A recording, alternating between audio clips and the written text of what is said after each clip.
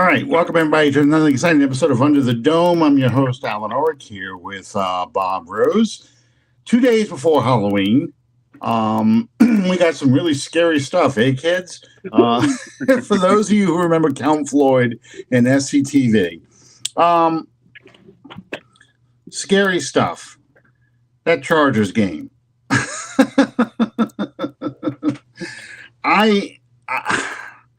I don't know how else to put it other than the fact that the biggest difference in that game was one team had an NFL quarterback and the other team did not. Spencer Rattler clearly was a not ready for primetime player. Jay Kaner was ready for daytime television, but not ready for nighttime. So I mean, I get it. You didn't keep a veteran. You didn't go get a Joe Flacco because you gambled that one or both of those quarterbacks would probably get snatched off your practice squad. So you kept them on the roster to develop them. But this loss, especially, I thought even to a certain extent the Denver game, really showed that you needed a veteran quarterback to replace Carr if Carr was going to be out for any length of time.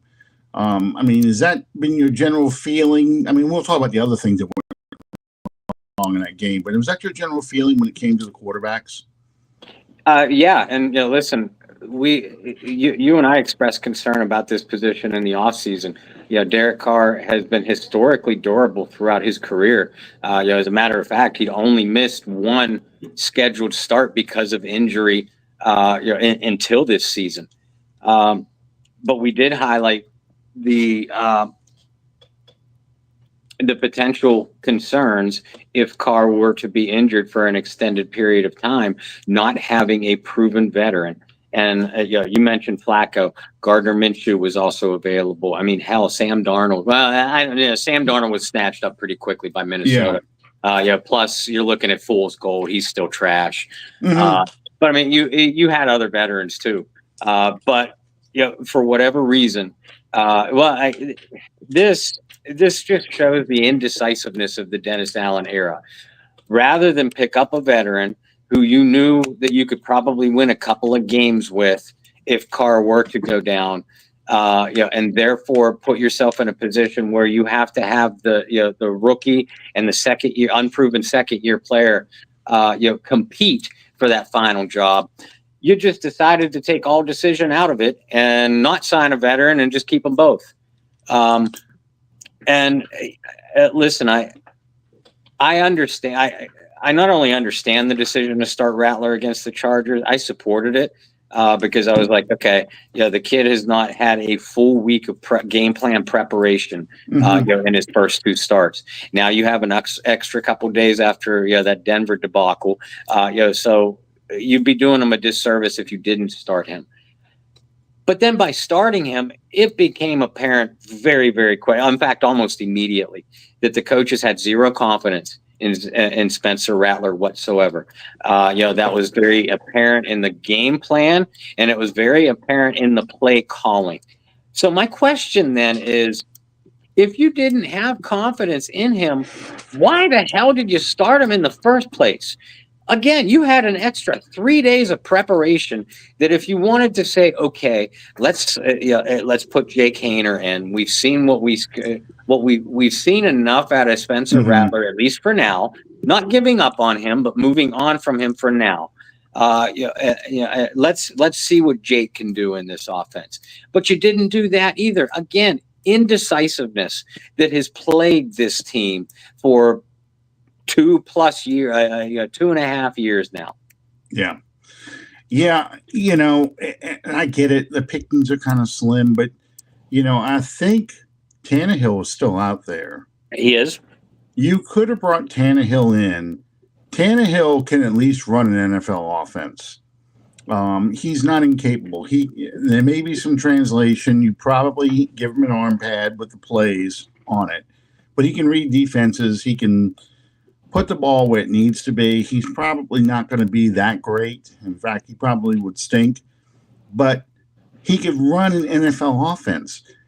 And it was almost like in this game especially, they felt like, okay, we got Taysom back.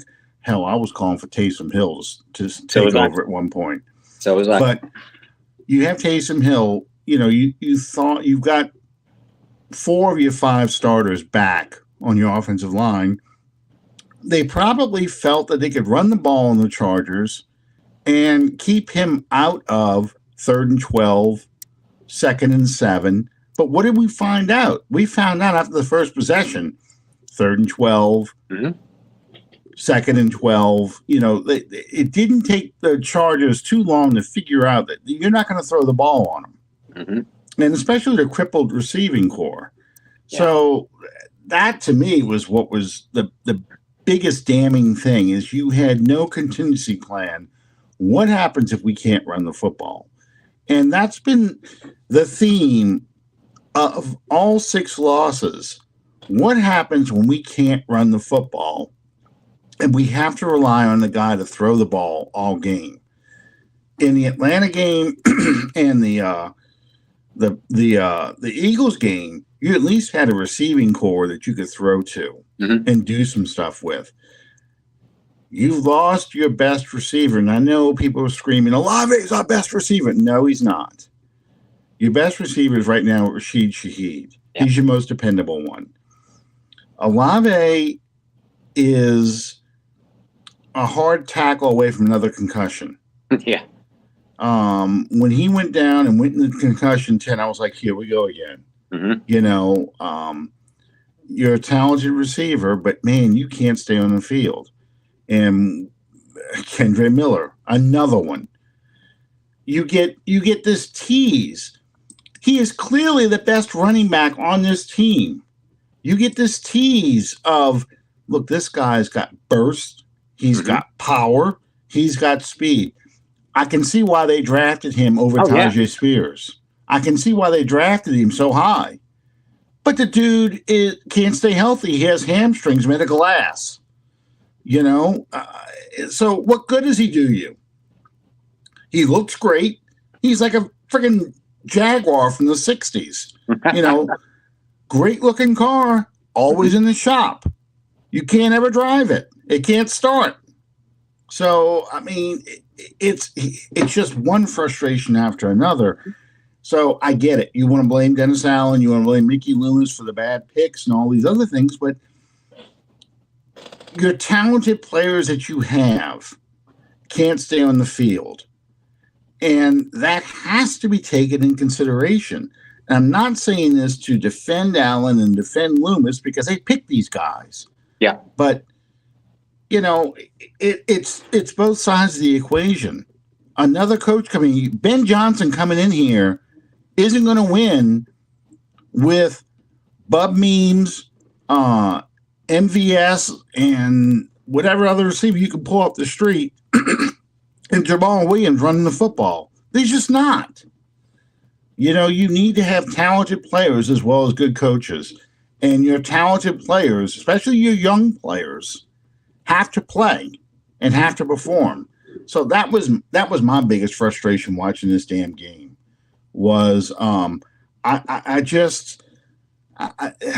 it's like, Olave, get out of bounds. Get down as soon as you can. Don't you dare run because you're going to get hurt, And as soon as I'm looking at Miller, I'm going, oh, thank God he's out there playing. Oh, look, this is why we want him. Miller's in the injury tent. Son of a bitch. That's just how I felt. It's true. I mean, it's like, what do you do? What good is he? Meanwhile, I'm watching Josh Jacobs, Aaron Jones, King Henry. And there was one other running back who was a free agent. I was trying to think of his name that got signed this season. Those are the 3 big ones, though. I can't. I had his name. Eckler. Who was it? Austin Eckler. Okay. Who hasn't had a great year, but is still a quality back. Yeah, but I'm just saying. I'm just talking about guys who have an impact on their team's success this year. And Aaron Jones, Josh Jacobs, and Henry are clearly carrying these teams in a way that the other teams are not. And it's just like if the Saints just had a running back that dependable, and it's not a knock on Kamara. Kamara's just not that kind of back anymore. But because Kamara is the Zoom, you need a boom guy, and you don't have a boom guy. And Josh Jacobs and especially Henry, those two are boom guys. And if you get a boom guy, you're not losing 6 in a row. You're probably winning at least 3 of those games, including Sundays. Because that's what you do to protect your quarterback. You know, you probably can run the clock out against Atlanta, so they don't have any time left to run the play. You probably run the ball on that Denver defense. You probably can run the ball on the Chargers defense, and it's just it's frustrating. You know, here's the thing. With I've heard about this one, and I've heard about the interview that Mickey Loomis is giving too. Mm-hmm. The thing about Mickey Loomis is he's going to praise you up until the day he fires you. Yeah, and most GMs will. Yeah, he's not going to throw you under the bus. It's just not his nature. That's not the kind of GM he is. To me, this is really what he's grading Dennis Allen on. He's grading Dennis Allen on, you're in a crisis mode right now. You don't have the players. How are you handling this? What are you doing differently? What are you trying to do to motivate your players? What are you doing to try and avoid the mistakes that are causing you to lose games? And to me, that's when he's saying look past the results. That's what he's talking about. How are you managing this team week to week? How are you getting these guys ready to play and overcome the mistakes? Or are they making the same mistakes each week? If they're making the same mistakes each week, if you're not seeing any kind of growth out of these guys, that's the issue. It's one thing to say, look, hey, man, I'm one-handed. It's hard for me to win a game. And I get that. I understand that totally because we just got finished talking about Olave going down. Juwan Johnson went down. Kendre Miller's always injured. It's a question of how are you getting this team ready for the next week and keeping them motivated when they want to say, what's the point? Yeah. Are you at least putting up a fight? Yeah. And they're not. Well, I thought the defense put up more of a fight Sunday than they did the past 3 games.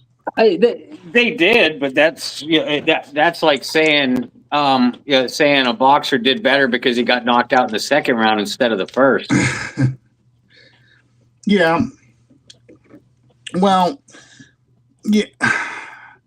The game was always in reach, though. That was the thing until the very end.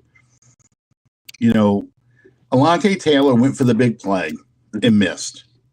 I can live with that because he went after the ball to try and get a big interception. Yeah. At one point, Kool-Aid McKinstry got burned, but then he's looking at the safety like, what the hell? You're supposed to provide me help over the top. And I saw that.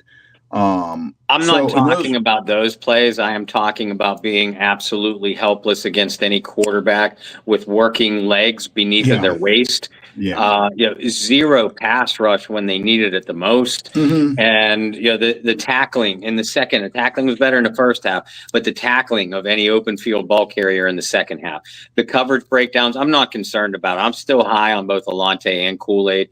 And when you play defensive back in the NFL, you're going to get burned. That's the nature of the beast, especially in today's game. And, like you said, Alontae's trying to make a play, mistimed it a little bit.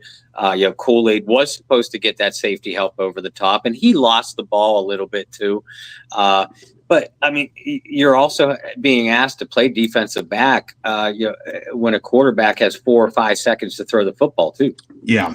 Well, and I was really bothered by Nathan Shepard's play. Sunday. You know, I get it. You, you don't grab a guy's leg and twist it like that. Not that's a I can't say his name, but Sue. That's a Sue kind of play there. Just let it go. You know, I get it. You're thinking we get this guy out of here. Now it's bad quarterback versus bad quarterback, and we got a shot. Yeah. But you know, I get the mindset, and you know, there were times where I wanted to take Tom Brady and make a wish, but you know, I really want.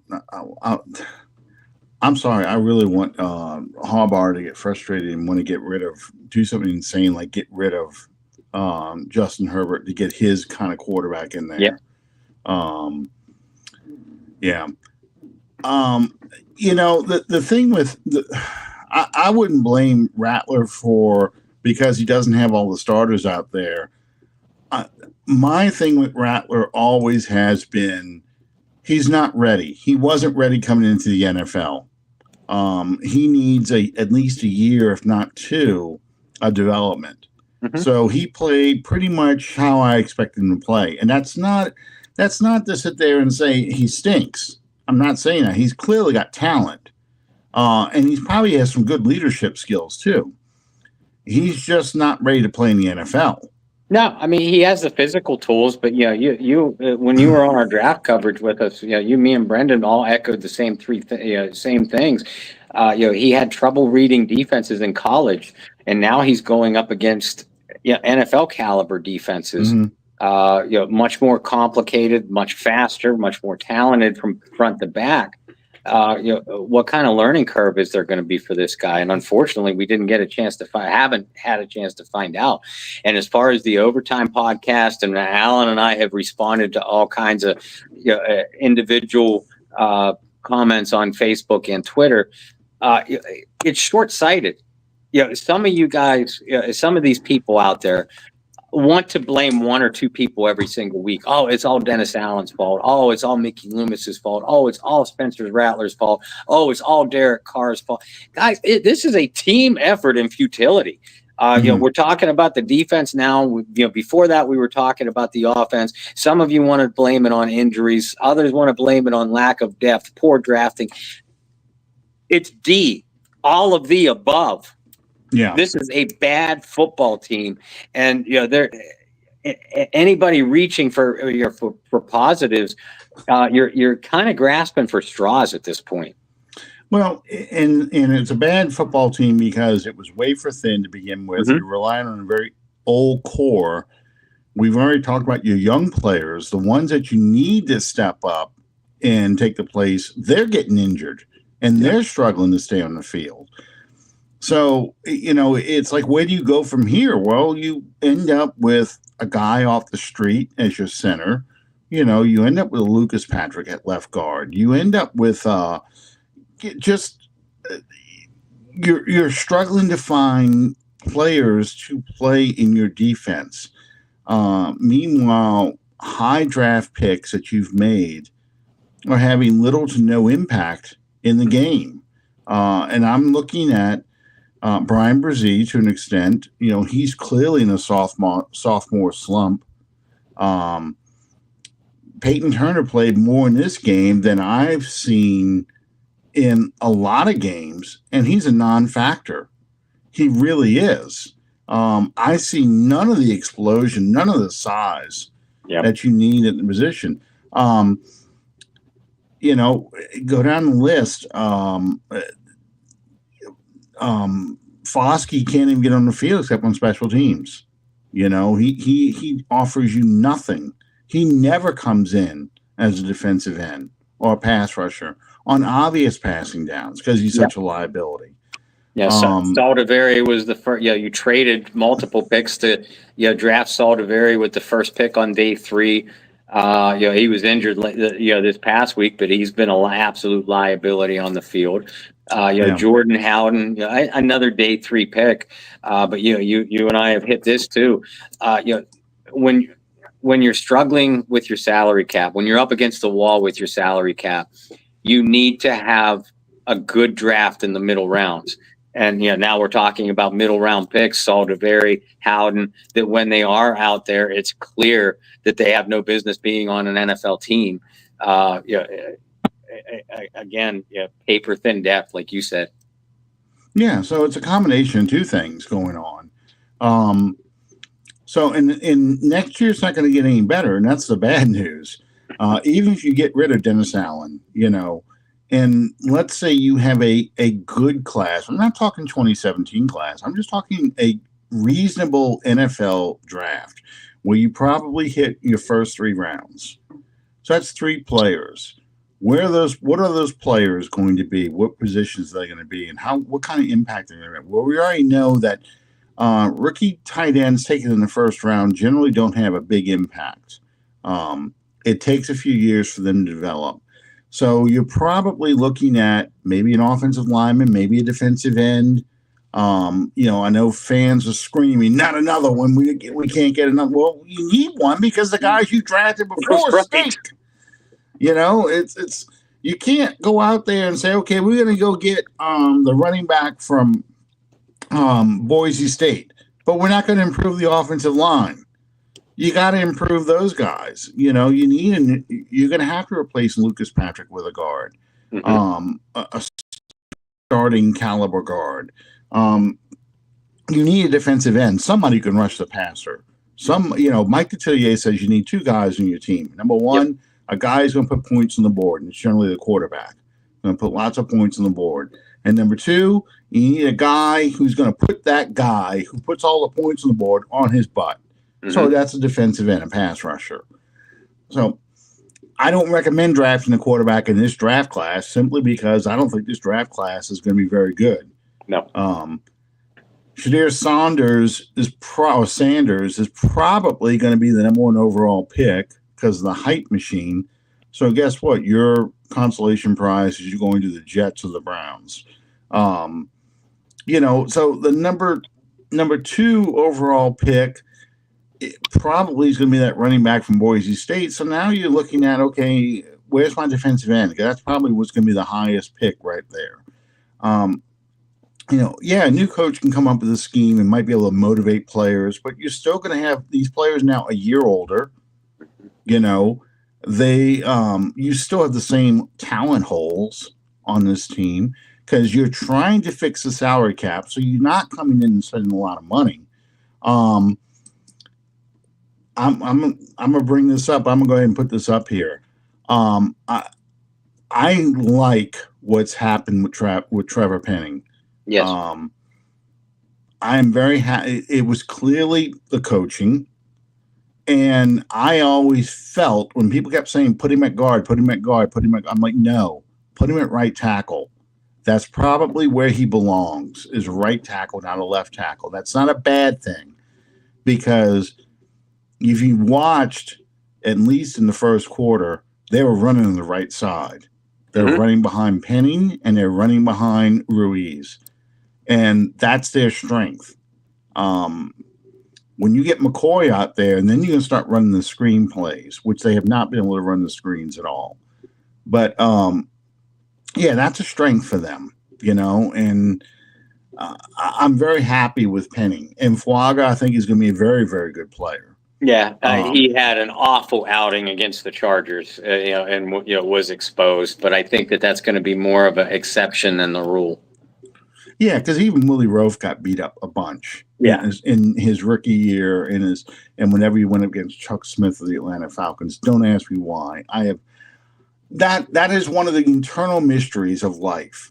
What do women want, and why does Willie Roaf get beat up by Chuck Smith of all players in the NFL every time he went up against him? I don't know. That's the unanswerable questions.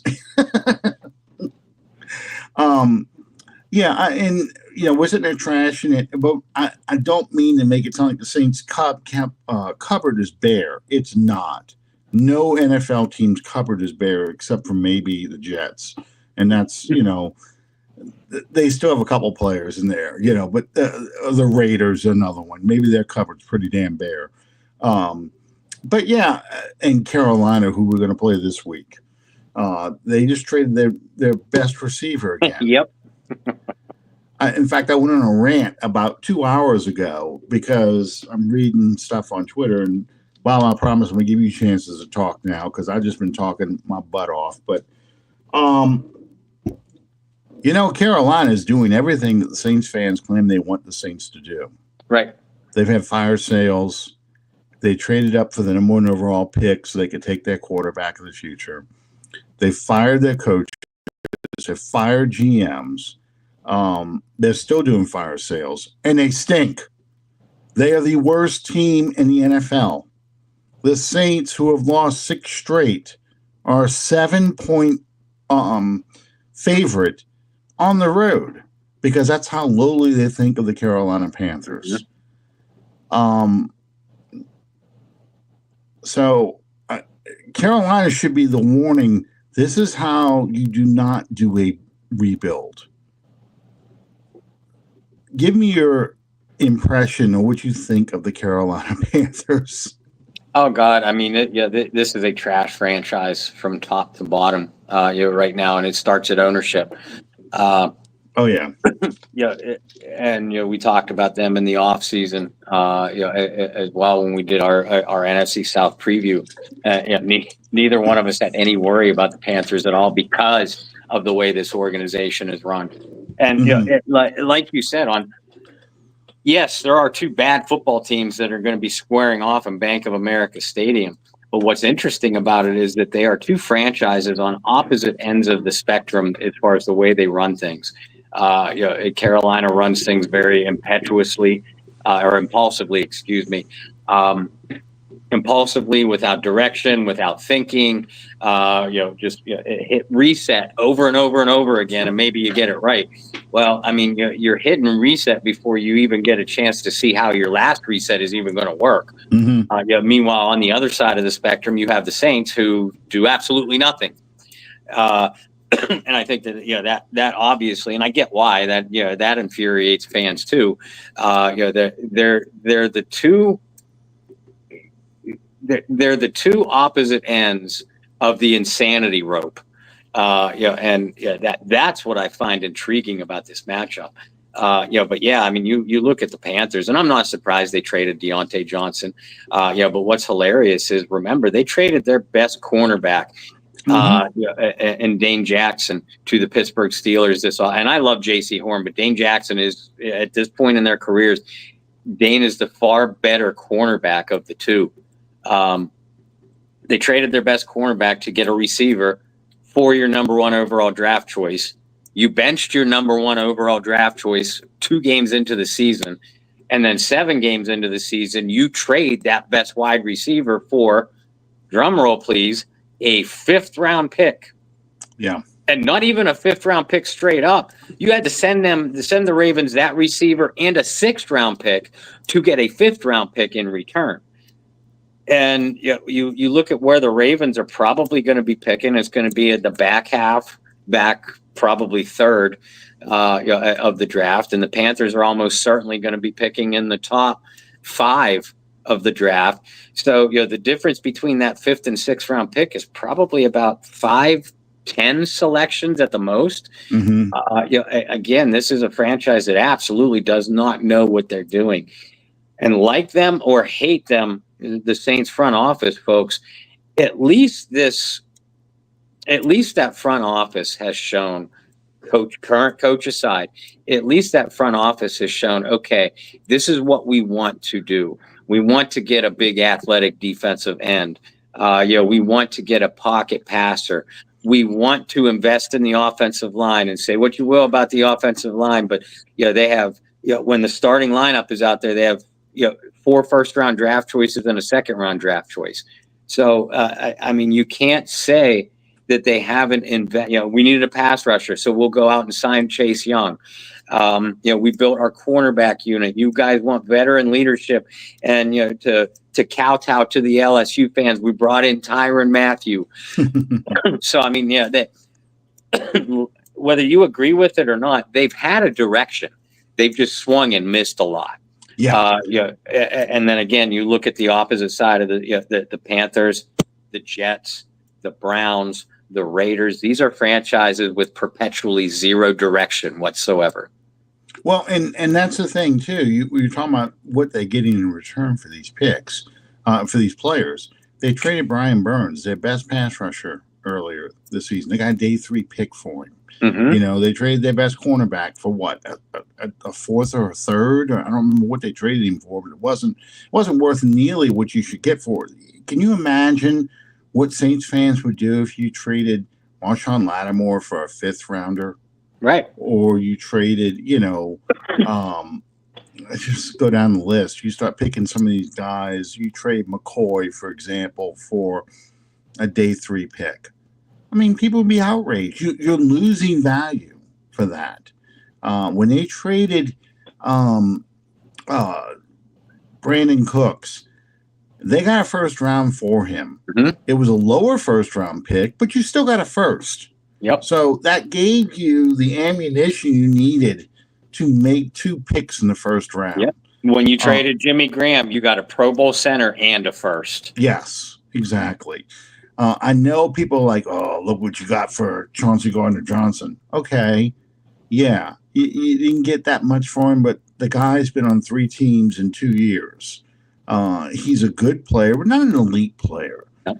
We liked him more for what he did off the field and the antics he did as part of a team. You didn't like him because he was an elite shutdown cover corner or a great blitzer or anything like that. You just liked the fact that he talked shit and acted the fool for your team to instigate the other team and get them pissed off. You like that.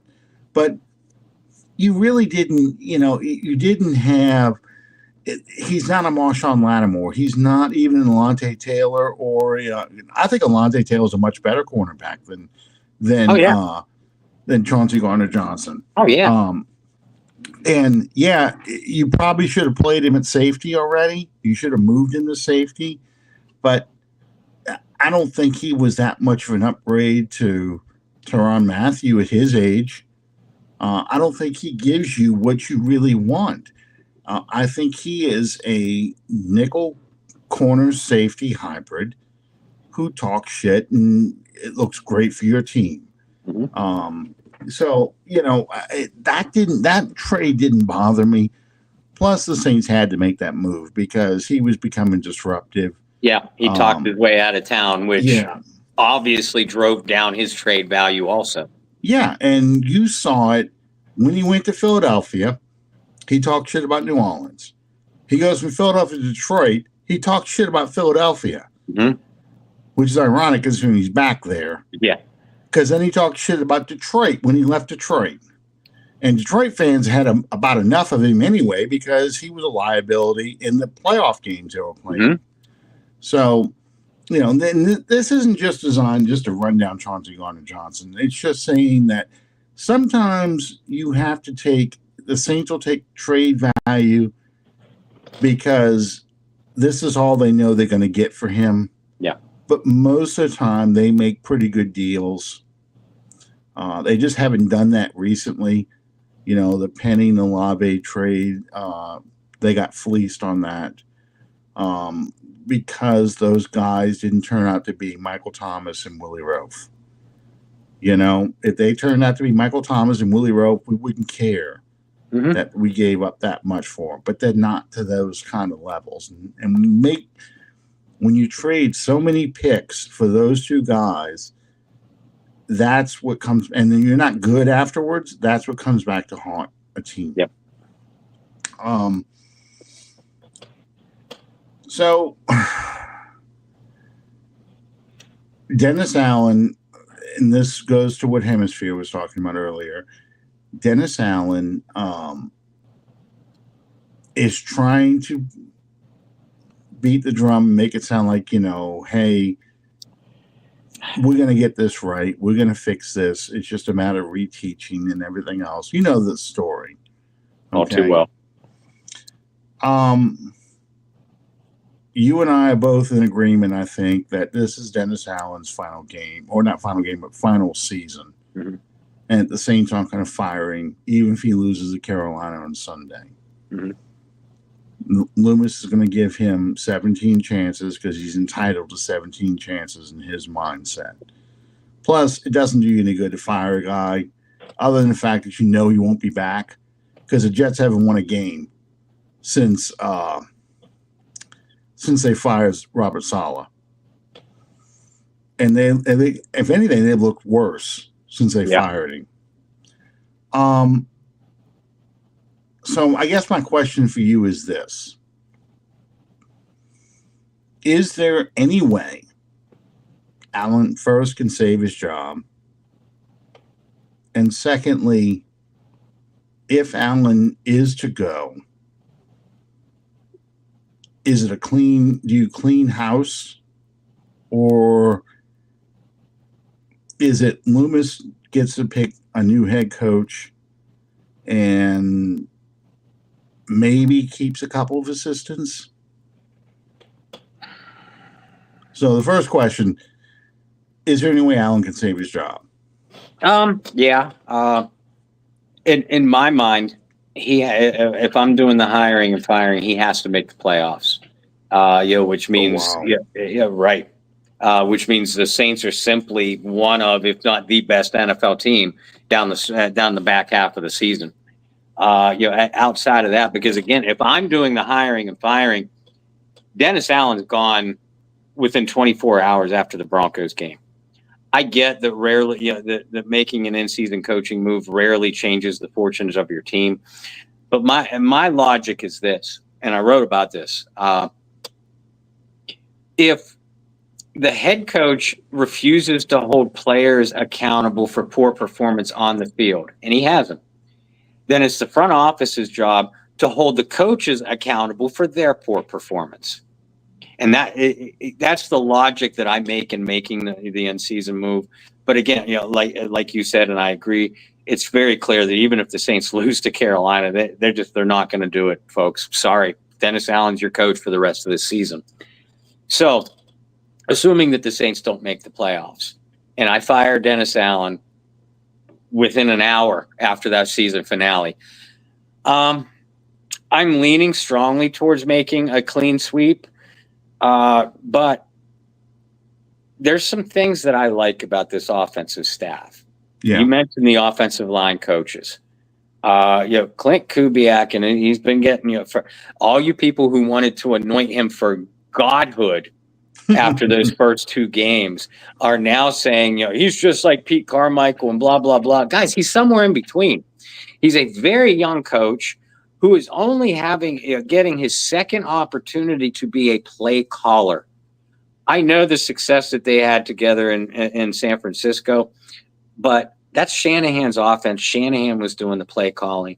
Kubiak was what Pete Carmichael was to Sean Payton.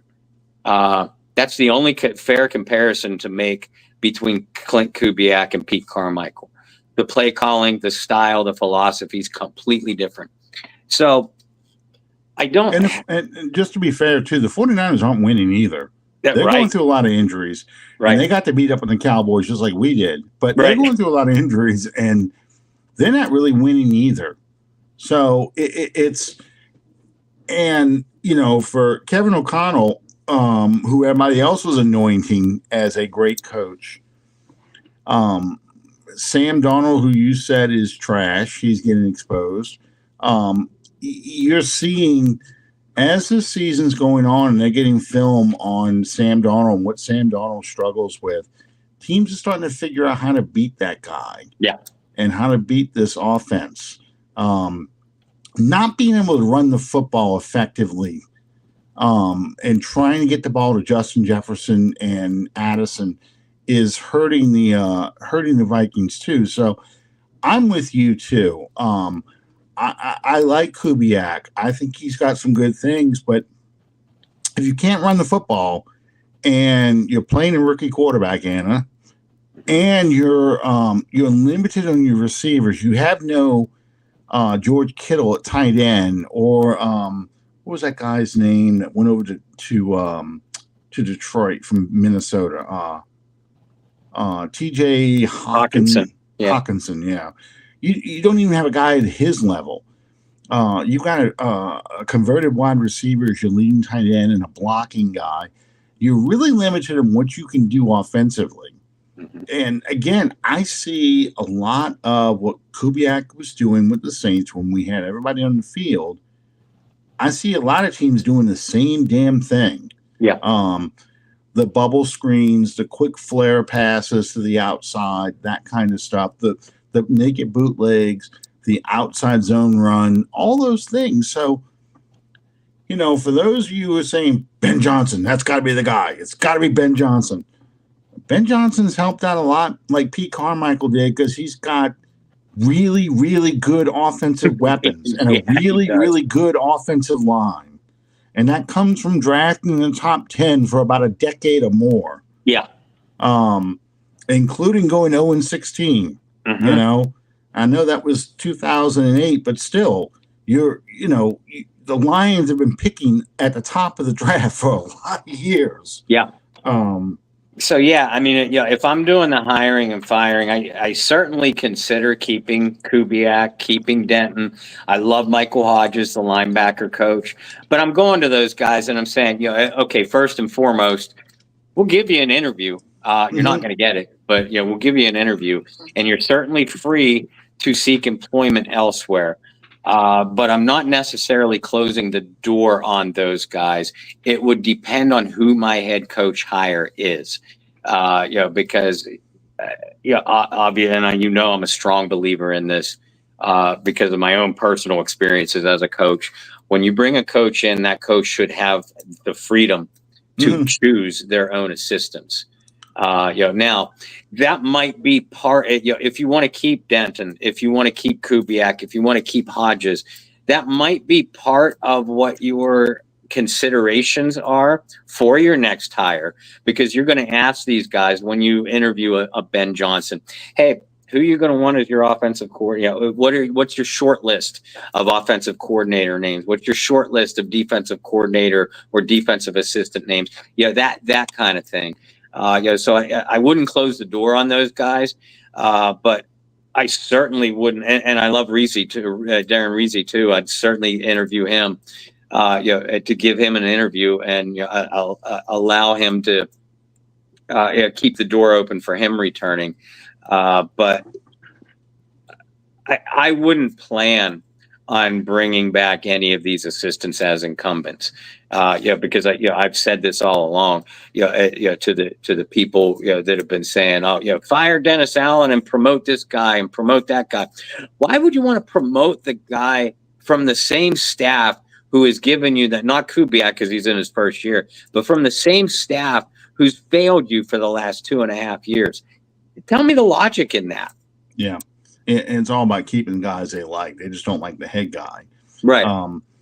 Because when you look at the defensive coaches, outside of Hodges, they can all go, in my opinion, because I'm not happy with any of them. I'm not happy with Grantham on the defensive line. I think that's part of the reason why Brzee is not developing the way he is. I'm not happy with the defensive coordinator, although it's really more Allen than anything else. I'm just not happy with any of the defensive guys because that's where you see the same mistakes happening over and over and over again. Guys not communicating, guys letting quarterbacks get an escape valve out of the pocket because all you guys are rushing the quarterback at one time. Nobody's staying home. On bootlegs, one guy seems to be out there in no man's land between the quarterback and the receiver. Nobody's coming up behind him and saying, I got the receiver, go kill that guy, that quarterback, make him throw the ball out of bounds. That doesn't happen enough. And they should know this by now. This is what you do when you see the quarterback roll out like that. Come out there. And should be two guys out there, but we're just not seeing that. I like the offensive coaches. I like the philosophy of the offense. That's the trouble you have with some of these coaches that they probably will interview. And I ran through my list of guys, and I had Bill Belichick at the top of the list. I had Mike Vrabel, Ben Johnson, the defensive coordinator for the Vikings. Who else I had in there? Someone else too. Brian Flores, and who else? I had one other person. I would say if McDaniel doesn't retread. make it past the chopping block in Miami, you definitely interview him. Yeah. Well, I'm taking him. I'm starting to take Miami out now because of how they played. Of course, they played against, what was it, Patriots? I think they were playing. Yeah. So, and no, the Patriots beat the Jets. Yeah, you're right. They played the Cardinals. The Cardinals. Okay. They played the Cardinals. But yeah, two are making a big difference being able to run that offense versus, again, just like with the Saints, you had guys that had no business playing quarterback in the NFL running those offenses because of injuries. But just I don't remember who the fifth name was I had out there, but four of them I just named are all retreads. So that's probably where you're going to go next time around, is another retread, because Ben Johnson may or may not want to leave Detroit. If Detroit gets to the NFC Championship game and loses, Ben Johnson may say, you know what, I want to stay and see if I can get that Super Bowl trophy. Then I'll consider going somewhere. Because his iron is just going to keep getting hotter. The more Detroit wins, and he's got a lot of talent, and he doesn't have to build anything. So it's going to probably be retreads, because that's what you saw this past year. Who are the Washington Redskin Commanders winning with? They're winning with Dan Quinn at head coach. The retread of retreads, a guy who screws over defenses once he gets the guys he wants because they're all undersized.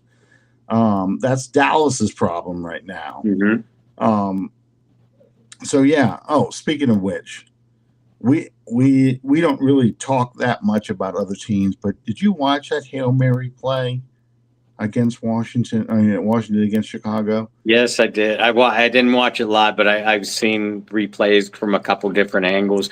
And the more I watch it, it's addicting, because the more I watch it, the more hilarious it is. Yeah. Well, right now, the latest story I heard was the Bears are claiming that a holding call should have been done, which is probably true. And I'm like, well, that's because Jimmy Graham wasn't back there. If Jimmy Graham was back there, they would have called a push-off. I could see you getting mad. And I was furious that it happened.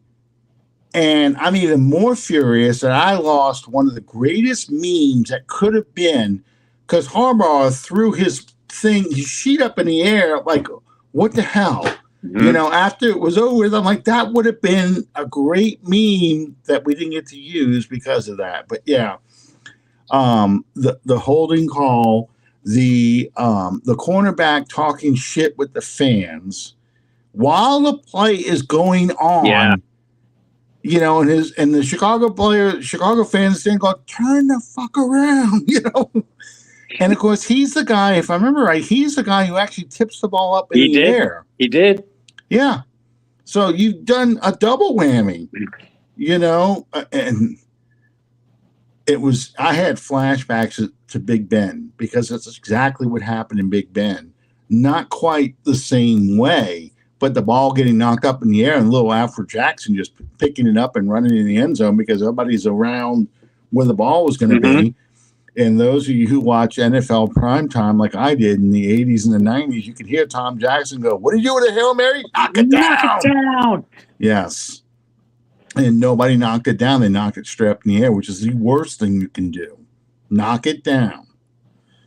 That was unbelievable. And I saw it on NFL Red Zone, which is what I watch after the Saints game. I watch NFL Red Zone.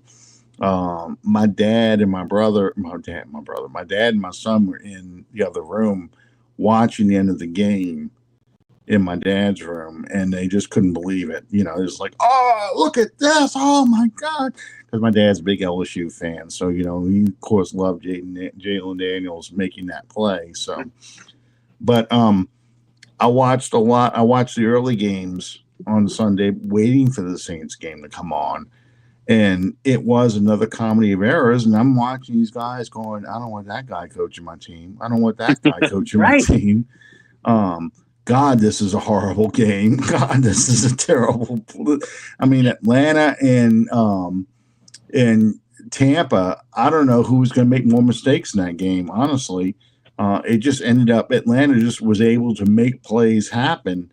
Whereas, and it wasn't that long ago, I heard Saints fans saying, man, we should have gotten Baker Mayfield because Baker Mayfield is just a much better quarterback than Carr. He threw 3 interceptions in the first half or in the game. You know, he's thrown at least 2 interceptions every game since the Saints game. I said, if Carr did that, you guys would want to kill him. Yep. And listen, I think you can win with Baker Mayfield in the right situation. But we've talked about this. Baker Mayfield, Kirk Cousins, Derek Carr, you throw them all into a big giant hat and close your eyes and reach in, and you're getting the same quarterback. Yeah, pretty much. And that's the hard part about drafting guys, because you want these guys, Baker Mayfield, Derek Carr, Kirk Cousins, all these guys are average guys. Mm-hmm. And that's really what you're striving for. You love to get a big playmaker. Anthony Richardson aside, because man, I'm just tired of talking about him. I can't believe he actually admitted that he got tired, and that's he had to check himself out. Like, this is college, you know. Well, we got 100 guys on the sideline. Just put the other guy in for a few plays. I'll go back in a little bit. No, dude, no, this is your job. You're supposed to be in shape. No, you getting tired? You know, what does that say about you and your condition? Right. But yeah, you're looking for a guy who can at least be average. And if you can get a franchise quarterback, then you've got something. But it's hard to even get an average guy. Yeah. You know, and that's the part that people miss when it comes to criticisms of quarterbacks. You know, people keep saying, look, hey, I'm not comparing these guys to Drew Brees, but you are, because of what you've seen for the past 16 years. Mm-hmm. Yeah, it's only natural. Mm-hmm. Because I can tell you, there was a time I thought Aaron Brooks was elite, because he was out there slinging that ball in a way that I've never seen a quarterback throw. No disrespect to Jim Everett, no disrespect to Bobby Hebert, but you know, Aaron Brooks was making it look effortless the way he flicked that ball off his wrist. But he wasn't always accurate. Now you get a quarterback out there who not only is throwing the ball beautifully, but he's hitting guys in these tight windows. It doesn't matter if it's 2nd and 2 or 2nd and 20. He's converting first downs, you know, those kind of things. So now when you have to go back to watching a guy who struggles to convert those kind of plays, they look terrible. And they're really just average, because that's what the average NFL quarterback does. That's why we were always at the top of the completion conversion rate on 3rd downs. And the other team wasn't. It wasn't because we had this great defense. We had a good defense, but not great defense. It's just those quarterbacks couldn't keep up like that. They couldn't make those kind of plays. And that's the difference. Bob, we kind of been going on in football for a while, but it's almost Halloween. And one of the things I wanted, no, you can disrespect Bobby. Yeah, I got to remember, you know, the fans here know better. I got into an argument with a guy who was telling me Bobby Hebert was the 2nd best quarterback in Saints history. And I'm like, are you serious now? Are you just fucking with me? Because if you're fucking with me, then we're fine. But if you're serious about this, I'm going to call medication for you, because I was watching those damn playoff games with him. And no, there's no way. Anyway, it's this close to Halloween. One of the fun things I wanted to do, so we can stop talking about the problems of the Saints, because they're going to win this week. I'm telling you, they're going to win. You can take take my word for it, they're going to win. It's not going to be pretty. They're the better of the bad. Yeah. Derek Carr is going to start. I think Derek Carr is going to play well enough to win. They're going to be able to run the ball effectively. There's going to be some times where the Chubba Hubbard, whatever his name is going to run the ball on us. We're like, oh, my God, are we going to lose to this awful team? But we're going to win that game. So I'm not really worried about Carolina. It's the games afterwards. You have Atlanta coming up. You should win, I think, against the Browns because Jameis had his game for the year. He did, but you can't tell me that you can't close your eyes and envision Jameis Winston coming into the Superdome and throwing for 250 yards and 3 interceptions, but a fourth quarter touchdown to beat Dennis Allen. I can see that. I can also see him throwing an interception to end the game. Sure. Getting real close and throwing an interception right to Marshawn Lattimore. Right. Because, that's Jameis. You get both sides. There were about 3 interceptions, including one that number 14 could have done to end the game right there that he missed. Baltimore just really had an off game. Yeah. They really did, and he let Jameis hang around. And Jameis is going to pull those plays out of his ass. That's just what he does. But we'll talk about that when we get to that point of the season. Can I give you one? I know the question that you're going to ask, and I want to close out the show with it. But I want to give you one horrific Halloween stat for you Dennis Allen fans. First of all, Dennis Allen Saints teams between weeks 2 and 13 are 8-20. Yeah. That's a 28% winning percentage. Mm-hmm. But October especially has been horrific. First of all, Sean Payton in October between 2011 and 2021 was 33-8. Yeah. Between 2016 and 2021, he was 20-2. Dennis Allen in October, and I could say this now because this Sunday's game will be in November. Yeah. Dennis Allen in October, 4-10. Yeah. No. When Dennis Allen said during training camp this year, I'm not worried about how we start. It's how we play in those middle months. And he was talking about October and November. Exactly. And he knew. He knows. And I know, too. I see it. Sean Payton's team, Sean Payton's team's got the reputation for peaking in October and November. Right. And then, because if you pull up Payton's December stats, they're bad. He's not that good in December. A couple of reasons he's not good in December and the end of January is probably because he's got the season wrapped up. Exactly. So those last couple of games usually are losses, but there were times where he had losing records in December. Yeah. A lot of times those winning streaks ended, injuries started piling up. Mm-hmm. And he was kind of limping into the playoffs because of that. Yeah. So Peyton would peak in October, November, and be unbelievable in those months. But after Thanksgiving's when the bad things happened, even 2009, they lost the last 3 games of the year.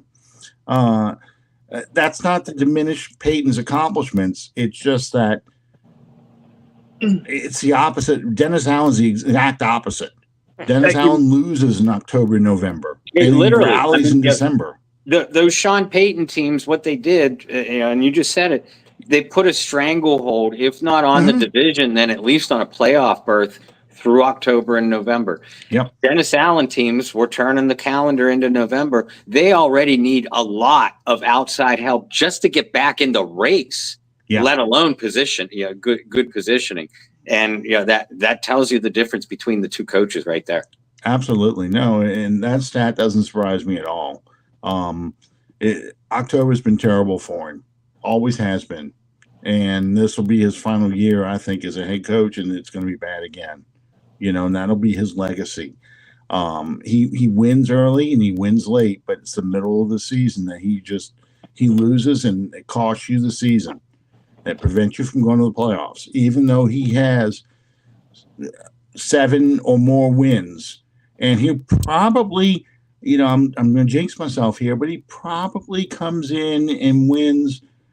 I think he can possibly get to 7, more likely 6 games. That's 4 wins. You got the Raiders, the Browns, the Giants, and the Panthers. That's 4 wins, in my opinion. Your fifth win is going to have to be a steal game. Maybe you steal a game from the Rams. Maybe you steal a game from the Buccaneers that they've got the season wrapped up. Mm-hmm. But that gets him to 7. I think that's his floor. 7 wins to try and save his job, but I don't think it happens, only because I can't see Loomis running it back one more time with a team, unless they upset the Packers, they beat the Redskins, they beat they knock out some playoff teams. Winning against losing teams or teams that are as bad as you are, or winning a meaningless game if Tampa somehow has a division locked up, which they won't, but if Tampa somehow has a division locked up, winning a meaningless game there, I just can't see it saving his job. He's got to beat a winning team. He's got to beat the Packers. He's got to beat the Rams. He's got to beat Washington, one of those 3 teams, and beat them soundly.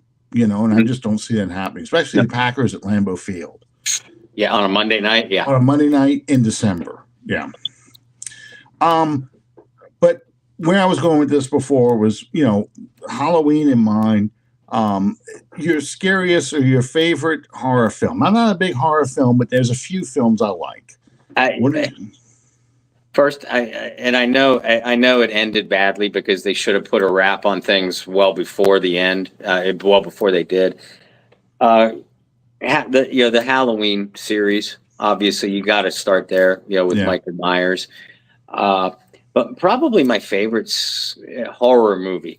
And they don't make good horror movies anymore because, to me, a good horror movie involves drama, some sort of mystery, who the killer or killers actually are, or where they're going to be coming from.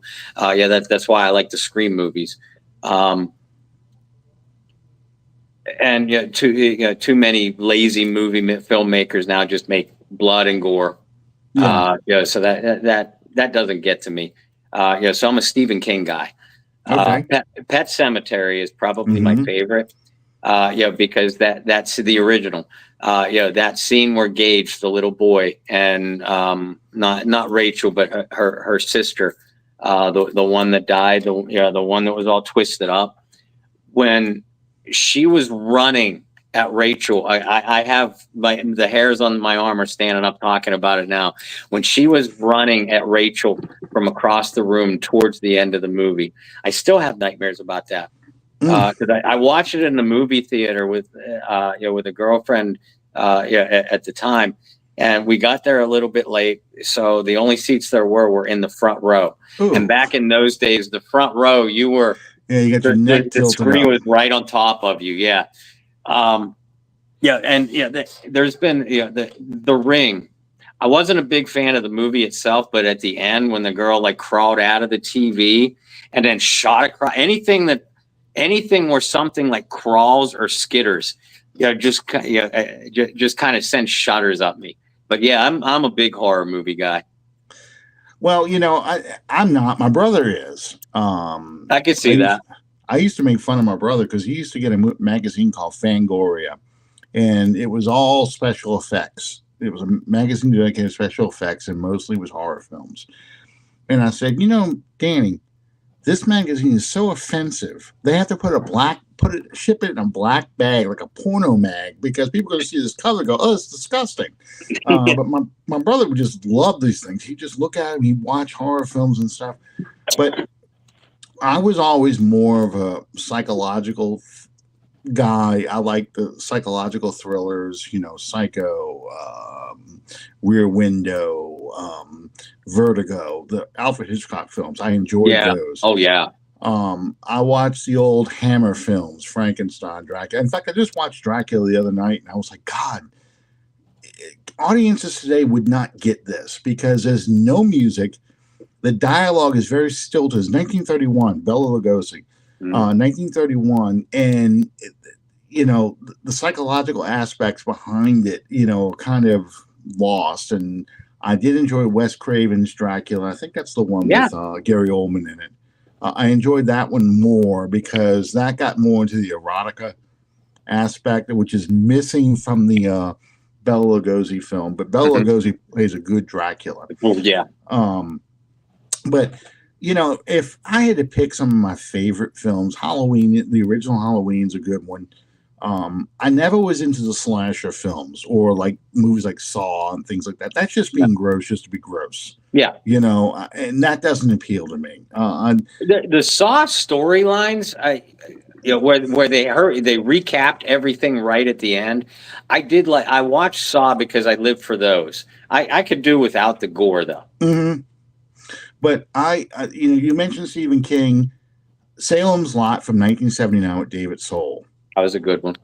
I really like that one because that kid floating in the air and scratching at the window. First off, my wife, I made her watch this film and she was freaking out over that. She's like, I don't like this. This kid scratching the film.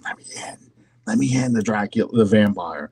The traditional horror elements I really like. The supernatural horror elements like that I really like. But Christine, I love Christine. I love that movie. Amityville Horror, I love. Yeah, I read that book, and the movie doesn't really do it justice. But the book's even scarier. Mm-hmm. Poltergeist, although that basic plot can't happen anymore. Your TV going off at night, right? Doesn't happen anymore. But I enjoyed that. Because again, you got a lot of psychological horror things. The little boy being scared of the clown, and of course, the clown comes alive. The tree outside his window becomes alive. And he's scared of that tree. I enjoyed those. So that's more of. I enjoyed The Stand, the original Stephen King Stand. Stephen King does there's some really good, really bad ones too, but really good horror films that he has done. It's been translated into movies. Because he tries to appeal to the psychological, it's not just blood and gore, blood and guts. Yeah, but his books are more frightening than the movies because he does such a nice job with the psychological. Mm-hmm. Because what makes things scary, at least for me, what makes things scary is. I know he does. That's my niece, my uncle, my brother's daughter. Yeah, he's always been a horror film. He worked in movie theater. He loves that stuff.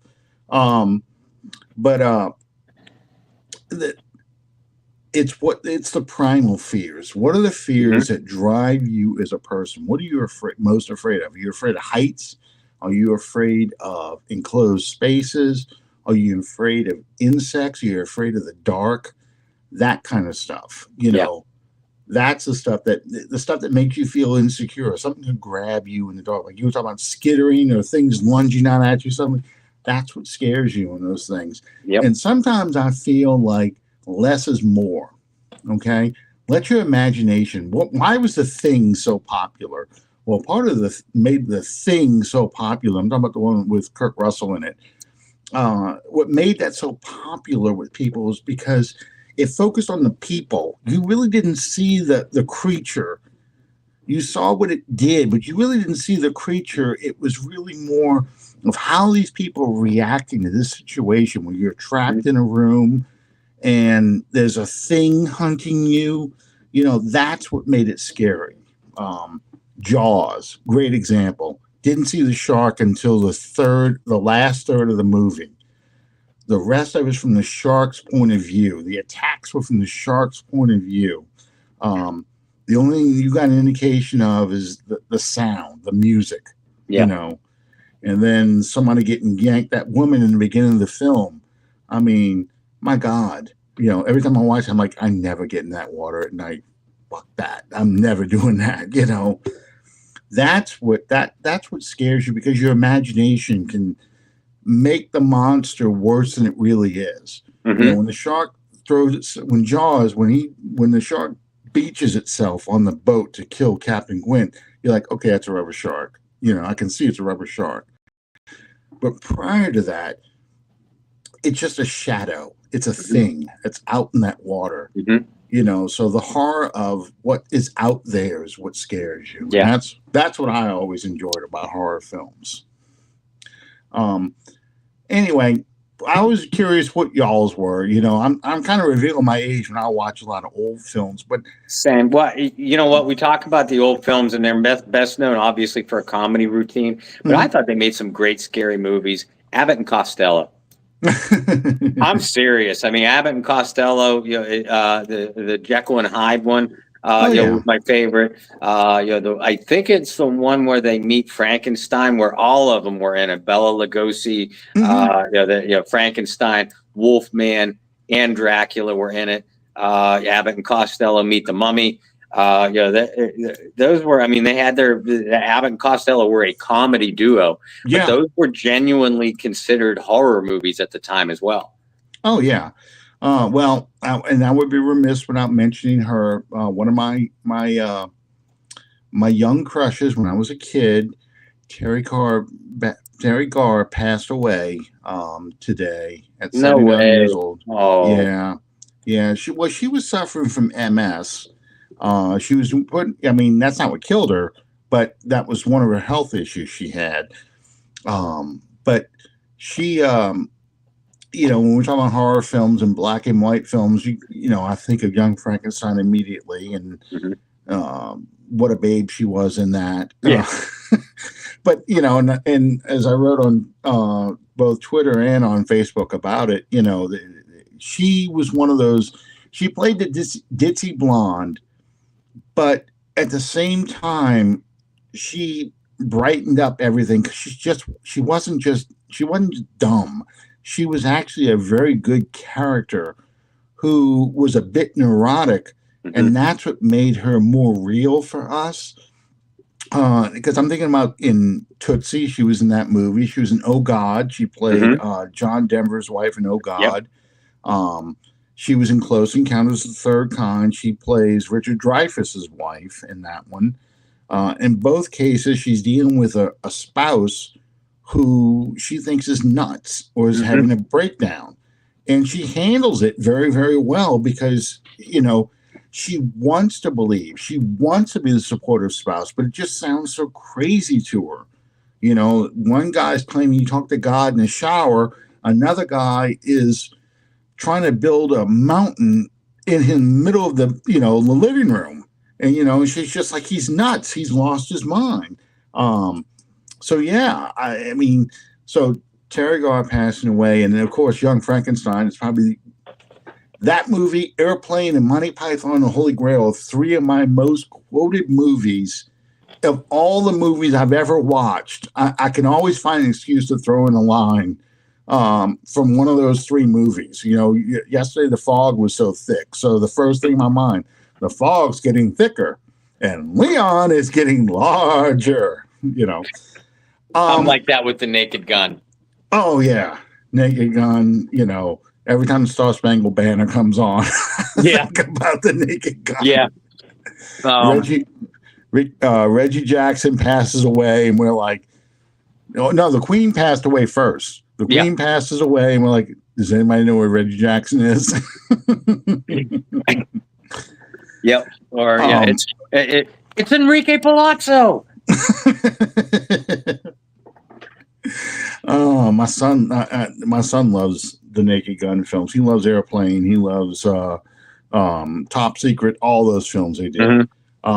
Yes, Terry Garr was a big person on Dave Letterman. And I'm talking about going back to my college days. Man, when David Letterman first came on, when he was on NBC, not CBS, he would have Terry Garr out there. So, Bob, you have the Bayou Blitz coming up this week?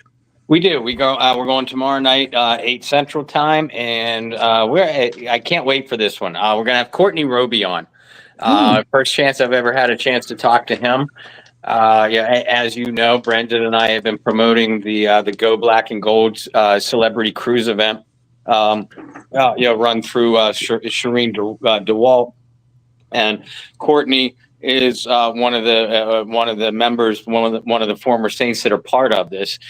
We had Tyrone Hughes last week. That was about as entertaining, I feel, as most of us expected it to be. Didn't even have to ask him about being a receiver because he led with it. I'm sure he did. He led with it. But yeah, if you folks missed that interview Brendan and I had with Tyrone, go back and check that out. But yeah, I mean, join us live for Courtney Roby tomorrow night. Good deal. Good deal. Who else is on that cruise? Courtney Roby, Tyrone Hughes, Delvin Bro. We've had Delvin on. Lance Moore. Lance Moore is going to be on it. He'll be on our show next week. Michael Lewis. Beer Man is going to be too. Which it made us kind of it kind of hit us all at the same time last week. I'm like, Ty, I said, you got you, Courtney, and Mike. These are three of the best returners in Saints history, all on one cruise. Yeah. I'm like, and I'm going to ask Courtney this tomorrow. I'm going to ask Michael this when I have a chance. But I asked Tyrone. I said, "Who's the best?" And Tyrone, of course, said without pause. Oh. He said at the time, me. He goes now. He goes, I probably say Courtney because he's the youngest and I can't keep up with him anymore because of my knees. So I can't wait. I can't wait for Courtney's take on it. Oh, absolutely. I tell you what, that is always when I do my all-time Saints roster, and the 60th roster is just around the corner. We're talking 3 years from now, the 60th team. That's one of my hardest decisions to pick a returner because I'm not sure. I can't decide between Michael Lewis and Tyrone Hughes. Tyrone Hughes has 2 years of it. I think Lewis has 3 of big returns for touchdowns. Yeah. Hughes has the 2 kickoff returns for touchdowns against the Rams. Lewis has the punt return and the kickoff return against the Redskins. So it's really hard for me to pick a guy at that point. I'm really torn. But well, you figure too. I mean, this team, the Jim Mora, early Jim Mora teams had Mel Gray too. Mm-hmm. You factor in a couple years of Deontay Harris, who's a damn good returner, and Rashid Shaheed now. Yeah. And we're completely forgetting about Reggie Bush and how good a returner he was. This team's had some good kick returners in their in their history. They have. They have really figured out the special teams in general have really been good for a long time for the Saints because they've made an emphasis on that. So when people, not to belabor this anymore, but when people bashing Loomis and stuff for the the mistakes and the obvious whiffs they make on high draft picks, they do find good returners and they do find good special teams players who matter. JT Gray is another one that comes to mind, not as a returner, just as a special teams guy. And Rich Marty, going back in the day in the 70s, he was probably your first legitimate return guy. Not a speedster, but just a guy out there who does what he's supposed to do and doesn't give up the big plays. So there's and of course the first play in Saints history is John Gilliam returning the opening kickoff for a touchdown. So I guess it was always destined to be that way. All right, so the Bayou Blitz is tomorrow night at 8:00. Yes, sir. 9:00 your time. Yes. Okay. All right, so check it out tomorrow, and then Sunday, I'm not going to get incensed, but like I said, I think they're going to win, but that doesn't fix everything. No. It just puts it on hold for 24 hours. Yeah. In the meantime, I'll try and get this TV fixed behind me so y'all can see the highlights again, or the low lights, whatever the case may be. I didn't even answer my own question. I think I pretty much did without saying it. I think 7 wins is the floor that can possibly save Allen's job. But I think the fans and the city are just so burnt out on him. I can't imagine, like you said, unless he makes the playoffs, I just can't imagine them justifying running this back again. They're not going to win 10 games, so it's hard to bring a guy like him back and get people excited again. It's just time to make a change, just to make a change. Yeah. Just to show you doing something different. And unfortunately, it's going to cost us some good coaches in the meantime. Anyway, we'll talk about that as we get to the end of the season. In the meantime, catch a Bibles tomorrow night, and y'all have a safe and happy Halloween. We'll see you next time. Bye, everybody. Bye.